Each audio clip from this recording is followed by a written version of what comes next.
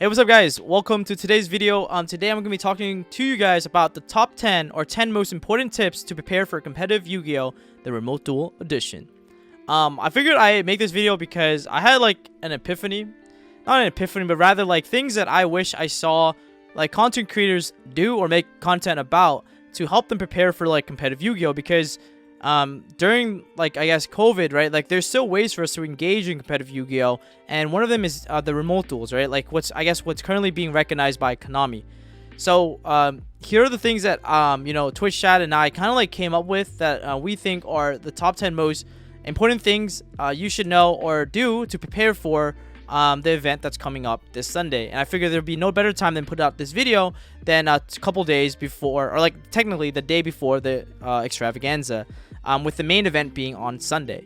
If you guys want to find out more information about the extravaganza, you can check all that information down in the description box below. I highly encourage you guys to sign up and play. I think this is a really good opportunity for us to still play the game we love even during COVID. So tip number 1. Figure out what the meta is. And this is something that not a lot of people talk about enough. And it's really important because understanding what you are most likely going to be paired up against or play against helps us understand like how to tailor our deck and customize our deck to like beat like the meta, right? And so we know that historically a lot of players typically tend to gravitate towards control decks or trap decks at the beginning of a new ban list or a new format because the format is not quote-unquote solved yet. And therefore, like with this like I guess understanding, we can expect a lot of Elic, a lot of Zoo, a lot of Dogmatica, and we saw this actually being represented at the LCS that just happened, right? Like we saw this being proven true at like this past LCS. And so at the extravaganza, you can also understand that like you have to own real cards, and with reprints of Golden Lord, Zoo cards, right, it's not unlikely for people from a budget perspective to own the Golden Lord deck, or like to own like the Zoo cards and to play like the Elic Zoo deck, right? And you can definitely expect that a lot of players will be on that. And then from a difficulty standpoint, right, it's a very quote-unquote easy deck to play, but it's a very hard deck to master, but it's still a very easy deck to play, right? Like flipping trap cards is not like that hard. But flipping them correctly and all that good stuff is not really seen in a lot of players, right? Like Paolo being one, like the few exceptions to be able to really apply this deck to its utmost. But you understand that like if these decks are going to be in the meta game, how can we tailor our decks to like beat them? And we'll talk about that in like the following tip to come.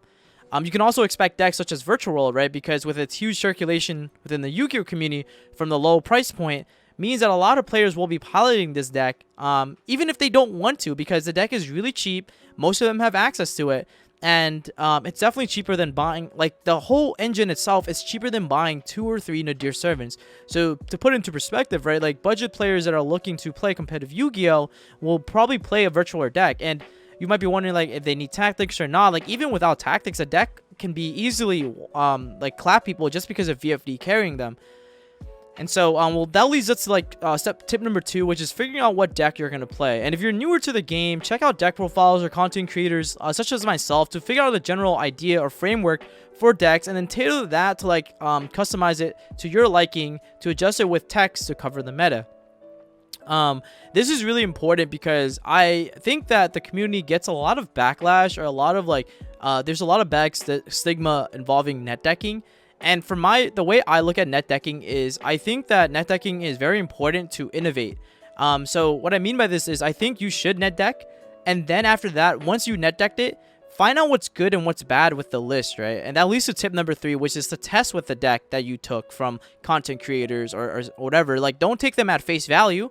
But at the same time, don't bash them because like saying, oh, this deck is cheeks or this doesn't look good. Like do the testing first yourself and then come to your own conclusion whether it's good. And you'll find more often than not whether you align with the content creator or anyone else who were to like post deck profiles, right? And playing with the deck through remote duels, online various simulators, and seeing what works and what doesn't work helps you also understand ruling interactions, right? I find myself like that I learned the most crucial rulings related to my deck when I played them with them a lot and against a lot of different decks. And this is really important because ruling interactions is essentially what helps you outplay your opponent. And if you are caught not understanding rulings, then you might be on the end of essentially like losing to interactions and like going either -1, -2, and that can like really hurt you. The other thing about testing with your deck is to help understand that when I say what work and what doesn't work is to essentially, when you look at the cards in your deck list and your side deck, I find that a lot of players tend to keep cards in their deck for sentimental value, or they keep it in because of like it might be really good in this weirdness situation and it wins them the game this one time in the past. Like I think what you should do is look at the cards that like helps you win most of the games, or like most of the matchups, instead of like that one time you won with it randomly, or that one time it like came in so clutch and you power bond your opponent for a Cyber Twin Dragon attack for 5600. Like you probably don't need to be playing power bond. I don't know why I made a Cyber Dragon reference, but I did. Fourth, order your cards early. This is the fourth tip, and this is to ensure that you have everything you need for the event.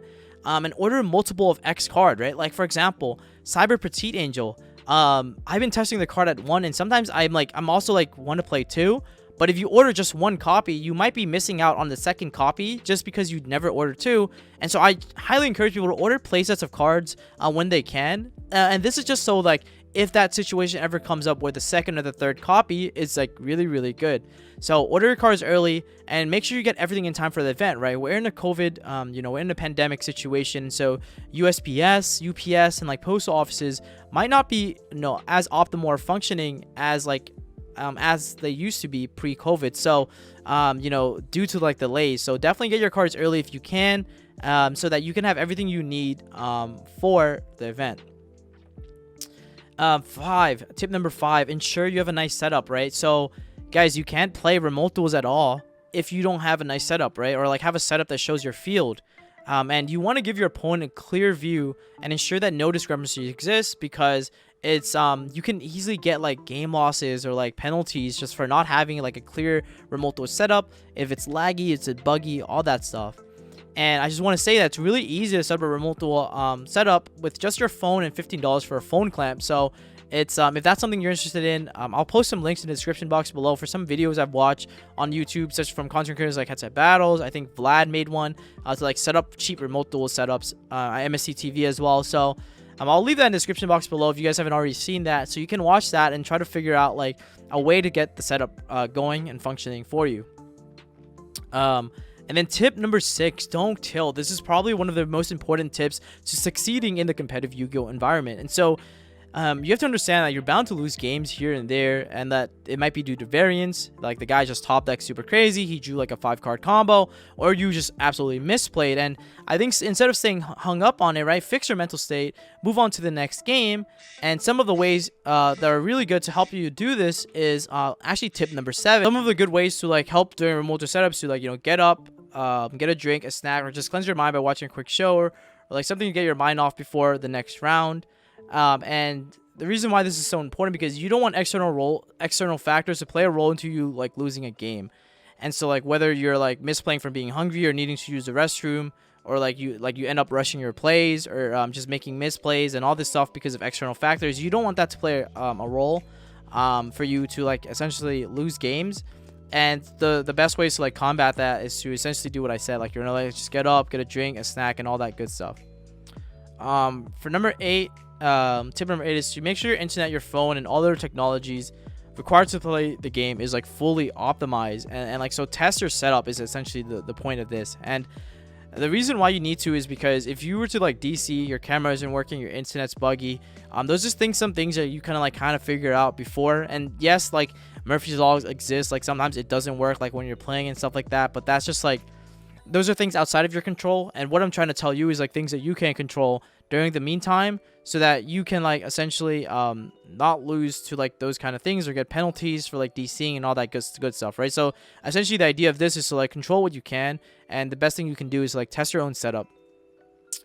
Tip number 9 is to have Dueling Book, TCG Player, or any other technologies or platform that you would use to essentially pull up cards and search up cards quickly without wasting time, right? Okay, yeah, so one of the other things you can use is like Yugioh Neuron, but my experience with Neuron is that it's way too slow for you to like search cards. So I typically just like to like have it up on the side and like Google it, because it's a lot quicker than like typing it, or texting it within Neuron. But Neuron is also one of the things that you can use to like look up any cards if you need to. And this is so important because you want to be able to like quickly read your opponent's cards as fast as possible while still understanding the card, to not lose to like Konami time rules, because Konami currently follows an end of phase rule for time at like these events. So if you are, you know, currently playing 0, 1, 2, 3 and all that other good stuff, just keep in mind that we're now in a, you know, end of phase rule. So you kind of want to like play as fast as possible and not lose to your opponent. Just kind of like, are you reading cards for like 10 minutes and then nothing has really happened, right? Like that's probably the worst feeling in the world. So you want to just read your cards as fast as possible. And the best way to like practice is to like practice like reading quickly and understanding cards. And that comes with like the testing phase, like basically playing. If you play enough and test enough, then you don't need to read the cards as much, because you kind of like know what these cards do anyways. And then tip number 10, and most importantly, is to like have fun. This is a card game, and even though you are a competitive player or driven or want to play competitive Yu-Gi-Oh, you also don't want to get burnt out from all of this, right? And so sportsmanship is key. You want to change the community and the culture one duel at a time, and the best way to do that is to, you know, be a good opponent. You want to not tilt and all that good stuff. So this is really the combination of like all the other tips combined, and to essentially remind yourself, well, you know, why you started playing, keep a calm, collective, and that the events such as the extravaganza allows us to play the game even through COVID. And so it's time to like make the most out of it. So I hope these tips helps you guys, and good luck this weekend. And don't forget to comment, like, and subscribe if you enjoyed this videos, and let me know what tips and tricks I miss. Let me know that in the comment section below. Some tips you have, so that other people can benefit from it as well. And as always, thank you so much, guys, for tuning in. And also, don't forget to check out my Twitch at twitch.tv/pack_official_TCG, where I stream live, play decks competitively, and all that good stuff. So without further ado, I'll see you guys in the next one. Peace.